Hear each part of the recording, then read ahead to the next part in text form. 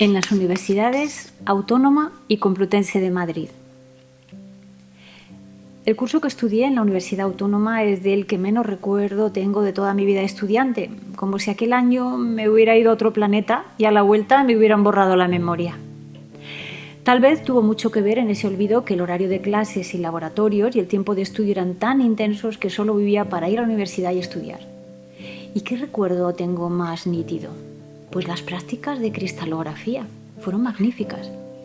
Aunque no sabía nada de geometría sagrada, me fascinaban los cristales y me sigue fascinando el mundo mineral. Me encanta contemplar sin más una amatista, una calcita cualquiera, desde un espato de Islandia hasta la más discreta que se esconde en una geoda, o quedarme un rato largo mirando el escaparate de una bonita tienda de minerales que hay en Zaragoza.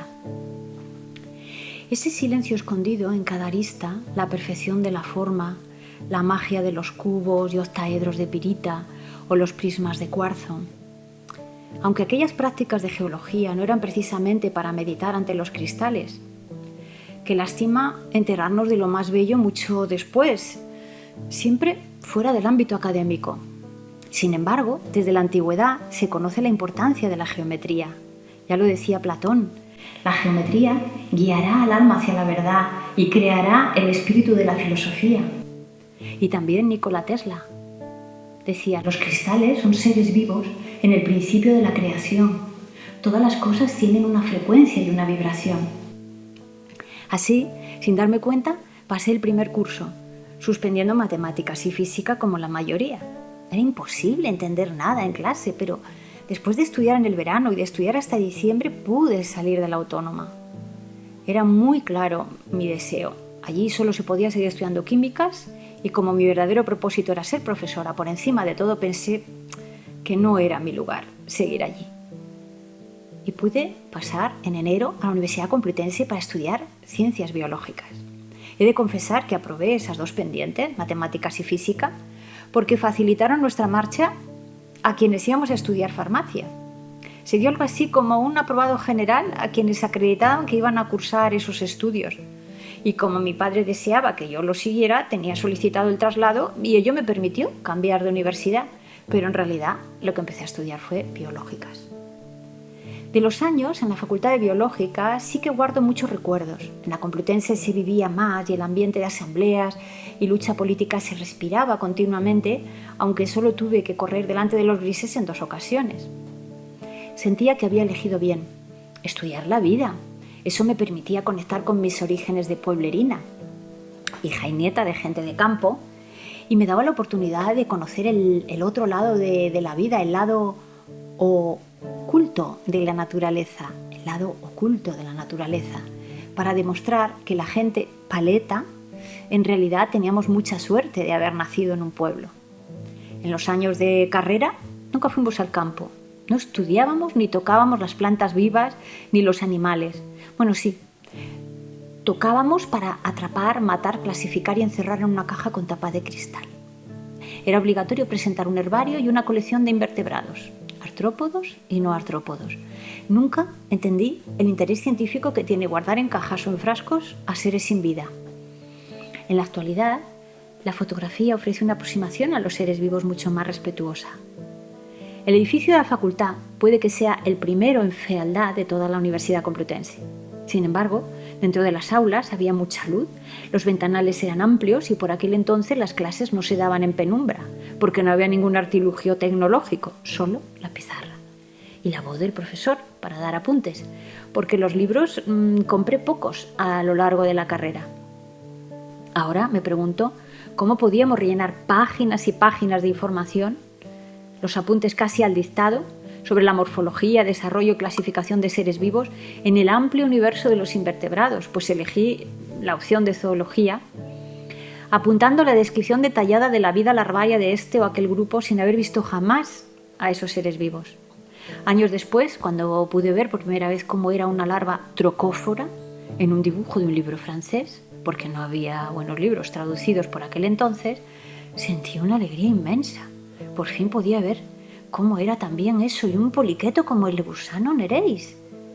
Pasó mucho tiempo hasta que me di cuenta de la importancia de la hermandad entre moluscos, universo de caracolas, calamares, pulpos y mejillones, con los anélidos poliquetos, gusanos marinos con sus bailarinas sedas. Y me pregunto, ¿cómo se puede ser tan desatento en la vida estudiantil para no darse cuenta de lo más importante? O si no será que el método que se emplea está siempre más atento a describir que a conocer, a acumular datos olvidando la sabiduría de la observación.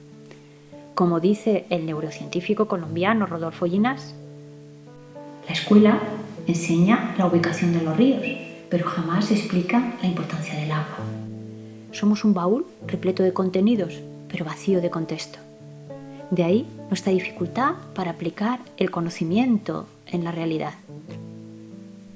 Afortunadamente disfruté de unas prácticas de laboratorio preparadas especialmente para el grupo procedente de la Universidad Autónoma que nos habíamos incorporado un trimestre después. Y por fin ya pude ver a muchos de aquellos seres vivos desconocidos de los que durante tantas horas nos habían contado la morfología, la anatomía o la reproducción. Eso sí, estaban encerrados en frascos y muertos. Medusas, carabela portuguesa, la Physalia physalis. ¡Qué belleza tan grande! Pero estaba muerta. Y allí estaban todos los seres vivos estudiados, inertes. Claro que siempre es mejor ver al menos la forma para poder imaginar algo del modo de vida de esos seres de los que nos pasábamos horas y horas copiando apuntes y apuntes, cientos de páginas. Estudiar la ciencia de la vida con seres vivos que están muertos. Y este modelo es el mismo que se sigue también en medicina. Se aprende con cadáveres humanos, se estudian enfermedades con la intención de curar y sanar a las personas, y sin embargo, no se estudia la salud, esa gran desconocida.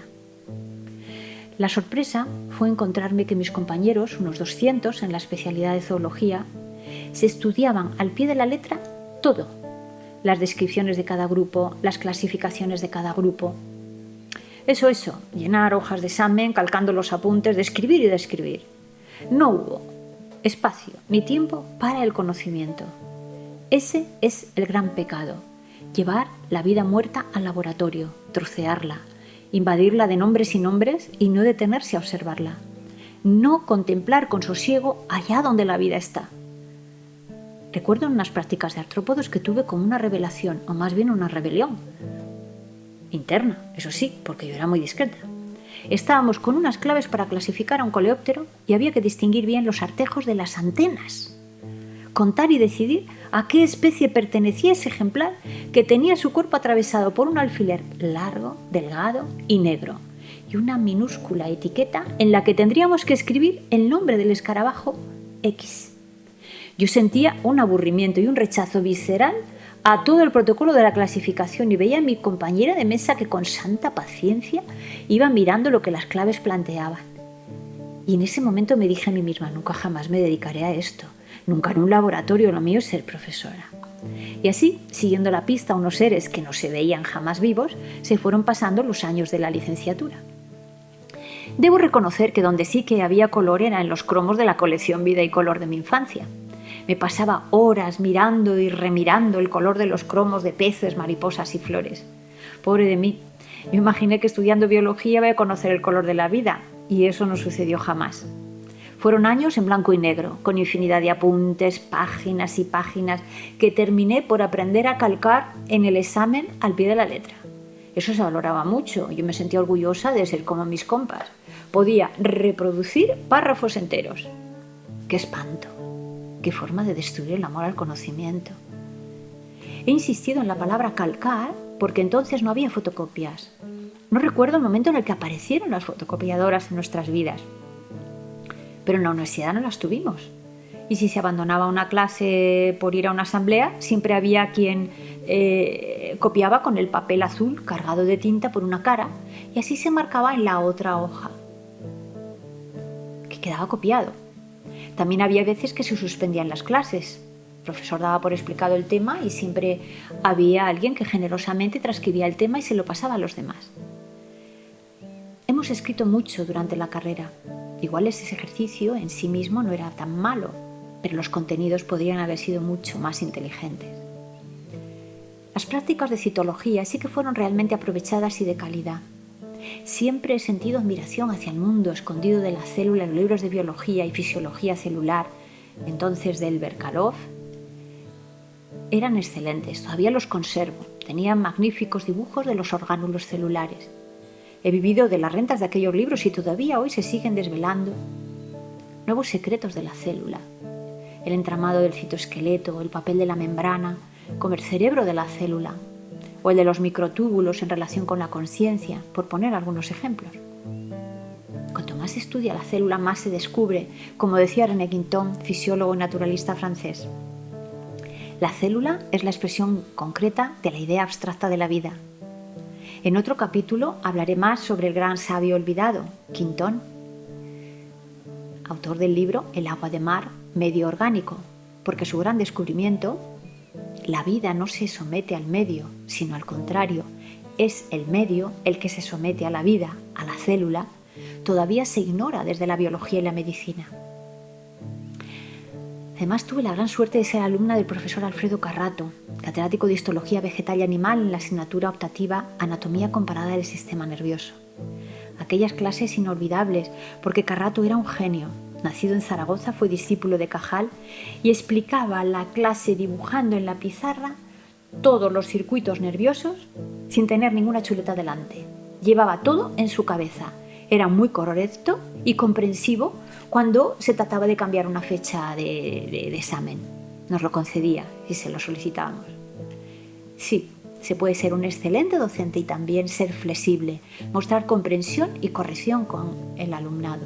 Lástima que algunos de mis colegas se han entendido esto al revés, acorazándose y haciéndose rígidos con la intención de ser mejores profesionales, pero eso no funciona así. Otro profesor de los grandes de los que recuerdo su calidad profesional y humana era Bermudo Meléndez, catedrático de paleontología. Las clases de Bermudo eran a primera hora de la tarde y era capaz de mantener nuestra atención describiendo apasionadamente los fósiles. También recuerdo su bondad y paciencia cuando parábamos las clases por huelgas. Las prácticas de paleontología, extraordinarias, el laboratorio siempre impecable y bien preparado y presentado todo el material, era un departamento ejemplar. Las colecciones de fósiles, reproducciones, la mayoría siempre han estado presentes en los institutos, pero desgraciadamente no se han podido disfrutar nada más que hace unos 20 o 30 años cuando no vivíamos tan agónicos con la falta de tiempo. Pero de eso hablaré más adelante. También guardo un grato recuerdo de Benjamín Fernández, catedrático de biología celular. He podido volver a ver cómo era gracias a internet y enseguida lo he reconocido. La asignatura que explicaba era Historia de las Ciencias Naturales. ¿Cómo me gustaría volver ahora a esas clases?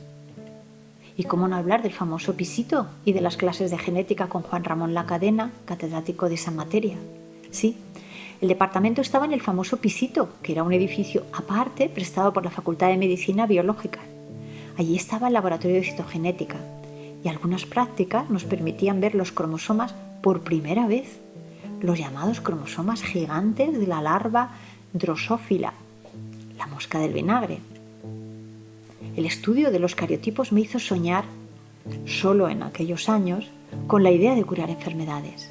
Más adelante explicaré cómo aquellos sueños del comienzo de la llamada mejora genética se han convertido hoy en pesadillas peligrosas. Lo mejor que recuerdo de la cadena es que repetía y repetía que Mendel había tenido mucha suerte. Ya se tambaleaba la genética mendeliana, y estoy hablando de hace 40 años. Después hemos conocido que efectivamente las leyes de Mendel no se cumplen y la tercera ley fue un apaño. La profesora de citogenética se llamaba María Jesús. Nos confesaba que no quería ser madre porque tenía pánico a tener descendencia con anomalías. Muchos años después la recordé cuando la vida me puso delante la experiencia de la muerte gestacional. Nuestro primer hijo murió a los 7 meses de gestación. En la angustiosa búsqueda de respuestas estaba realizarnos un estudio genético, sí, un cariotipo de la madre y del padre. Y el estudio dio una respuesta sencilla. Todo normal. Qué inocente ingenuidad la mía, depositar la confianza en la genética, como si se pudiera controlar la vida y la muerte por cacharrear con los genomas. Confieso que a partir de entonces empezó mi decepción ante la genética. Y poco después, con la llegada de los cultivos de transgénicos, me convertí en un activista contra el terrorismo silencioso de la ingeniería genética. Nada que decir de otras asignaturas, aunque con un poco de esfuerzo podría llenar páginas, pero ese no es mi deseo. Me he propuesto dejar fluir y hacer visible cómo fueron mis años de estudiante para poder entrar al escenario deseado, en ese momento en el que se hizo realidad mi sueño infantil, trabajar como profesora. Pero antes de empezar con el momento estrella, quiero añadir algo en relación con mis estudios de biología, o de ciencias biológicas, como se llamaban entonces. Siempre tuve un salvajismo bien guardado bajo una apariencia de buena chica. Además llevaba faldas que yo misma me hacía. Y eso era un símbolo de conservadora. La chica de pueblo siempre estuvo y está en mí todavía. Porque esas raíces de la primera infancia dan un empuje vital que perdura para siempre. Y cuento esto porque cuando estudiaba algunos temas que eran casi sagrados, venerados y aceptados sin rechistar por mis compañeras de clase, yo siempre sentía algo así como: ¿qué sabéis vosotros de la vida? Si no habéis visto parir a las vacas, ni nacer y mamar a los terneros, si no sabéis cómo se ordeña y se cosechan las patatas y los garbanzos. Supongo que era una necesidad de autoafirmación para poder suplir ese sentimiento de inferioridad frente a las compañeras que tenían una buena biblioteca en su casa. En la mía nada de nada. Estudié toda la carrera en una mesa de 50x50, en un pequeño secreter. Pero ahora llego a donde quería llegar desde hace un año. Sí, confieso, y ahora estoy orgullosa de hacerlo, que aunque en mis años de estudiante nunca lo comenté con nadie, la genética de poblaciones me parecía la estupidez más grande del mundo. Y aquello de que el azar y la supervivencia de los más fuertes sean la causa de la evolución me irritaba profundamente. Quizá era una rabia producida porque yo era bajita y encima, cuando se jugaba en los años de colegio balón prisionero, era incapaz de dar pelotazos a otras, como hacían las demás. Aunque yo me libraba bastante bien porque me movía mucho, pero para mí el balón prisionero fue otra tortura más de la época del colegio. Pienso que eso fue generando en mí todo un espíritu, mejor dicho, una conciencia crítica ante aquellas letanías grabadas a fuego en las mentes: la selección natural, la supervivencia de los más fuertes, las mutaciones al azar, y que todo estaba en nuestros genes. Muchos años después, tuve la suerte de leer el libro del profesor Máximo Sandín, Pensando la evolución, pensando la vida, gracias al biólogo John Ortega Rodríguez, que lo editó, mejor dicho, que creó la editorial Crimentales para editar como primer libro una recopilación de los artículos que había escrito su admirado profesor Máximo Sandín. Y así fue como muchas personas tuvimos el despertar hacia la nueva biología y nos liberamos de la carga tóxica que llevaban nuestros corazones, separando co de razones, como me enseñó la profesora Isabel Aller, la socióloga de la Universidad de Sevilla. El guión que separa co de razón no es una errata, se trata de una llamada de atención para redescubrir el significado de la palabra corazón. Este guión refleja la escisión de la conciencia humana tanto en la representación cultural como en la interacción social y la experiencia personal, como un posible viaje de ida, generalizadamente, y separa a Isabel Aller gen de erizada y de mente, y un viaje de vuelta, generosamente, y vuelve a separar la palabra gen -eros -a-mente. Un viaje de ida generalizadamente y vuelta generosamente. Sí, cuando terminamos la carrera de biológica salíamos triunfantes al mundo con nuestros corazones cargados de dogmas, como el siempre llamado dogma central de la biología y el determinismo genético, la teoría sintética de evolución, el neodarwinismo, el malditismo microbiano y el funcionamiento mecanicista de la vida. Y así salíamos cubiertos de adoctrinamiento y coraza. Sin embargo, hay un antes y un después en mi vida con la lectura del libro del doctor Máximo Sandín, al que poco después pude conocer personalmente y del que soy una gran admiradora. Máximo Sandín es uno de los pioneros en la llamada nueva biología. La nueva biología se trata de una nueva teoría científica basada en datos y hechos constatados, especialmente en relación con los descubrimientos recientes en embriología, genética del desarrollo y el papel de los virus, y no está basada en meras suposiciones o asunciones ni en prejuicios religiosos. La nueva biología permite comprender verdaderamente los fenómenos biológicos. Sandin nos muestra con datos una naturaleza que se comporta como un conjunto de sistemas complejos, integrados y en equilibrio, y no en permanente competencia. Más adelante he dedicado un capítulo para agradecer al profesor Massimo Sandin su valiosa aportación a la biología. Terminé la carrera el año 1976, a la edad de 21 años. Todo un salto al abismo deseado. Tantos años visualizándome como profesora y solo faltaban los meses del verano para cumplir el sueño. Con la rebeldía propia de aquellos tiempos, Franco había muerto el año anterior, viví un verano intenso en la playa, todo un lujo para mí que nunca fui de vacaciones con mi familia. Enamorada de la libertad, con mochila a la espalda y tienda de campaña. Ir de camping permitía la vida en igualdad, horizontal, con esa grandeza que da a sentirse todos al mismo nivel de igual a igual y en el suelo. Y en octubre de ese mismo año, sin más espera, llegó el momento, la primera clase, en el primer colegio y en un pueblo de Pinares, en Soria.